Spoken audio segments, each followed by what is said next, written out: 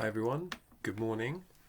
So today I'm going to be reading an article from the BBC news website, and there are two reasons that this could be helpful. One is to help you with your English reading pronunciation, and number two is to help to understand certain words and phrases that aren't necessarily common, to help you read BBC and other English language news websites. So I'm going to start by reading the article. We'll read two paragraphs, and then I'm going to go over some of the words just to make sure that it's absolutely clear as to what it's saying. So the headline, this is the headline, says COVID. Travel chaos spills into new week. So the idea here is that travel chaos means that there is a real problem with traveling, and especially as we're going to learn with airlines because of COVID, and it spills into new week means this is carrying on. Spills into means it's carrying on into the new week. So travel chaos spills into new week.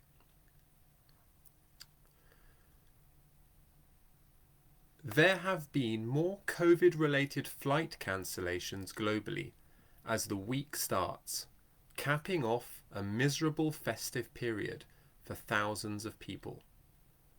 More than 1,400 flights have been scrapped on Monday, with Chinese and US destinations being the worst hit, the FlightAware data tracking website says. US airlines say the disruption is due to crews testing positive or isolating. Hong Kong is banning all South Korea's Korean air flights for 2 weeks after positive cases among some arrivals. In all, more than 8,000 flights have been grounded over the long Christmas weekend that began on Friday. So let's have a look at a few of these words and phrases. So it's telling us that there have been more COVID-related flight cancellations, so more flights have been cancelled because of COVID globally. Globally means around the world, as the week starts, capping off a miserable festive period for thousands of people. Now this term capping off means ending. Okay, so it's just another way of saying ending. So ending a miserable, not very pleasant, festive period for thousands of people. So lots of flights have been cancelled, and this has meant that many people's festive period, in other words the Christmas period, has not been particularly happy or joyous. It's been miserable. More than 1,400 flights. You can say this 1,400, or you can say 1,400 flights have been scrapped. Now scrapped is another word for cancelled. So more than 1,400 flights have been scrapped on Monday. So that's 1,400 flights have been cancelled, with Chinese and US, the United States destinations, being the worst hit. So most of the flights that have been cancelled have been flights that were going to China or America. The US airlines say that disruption, so all these cancellations, the disruption is due to crews testing positive or isolating. So a crew are the people, the pilots and the air hostesses, the air hosts. They are testing positive or isolating, and therefore there's no one to manage the plane. There's no one that's going to be on the plane. There's no pilot. There's not enough pilots, and there are not enough people to serve the passengers on the plane. Hong Kong is banning all South Korea's Korean air flights. So the word banning means they're not allowing, they're forbidding. They're making it, it's not allowed.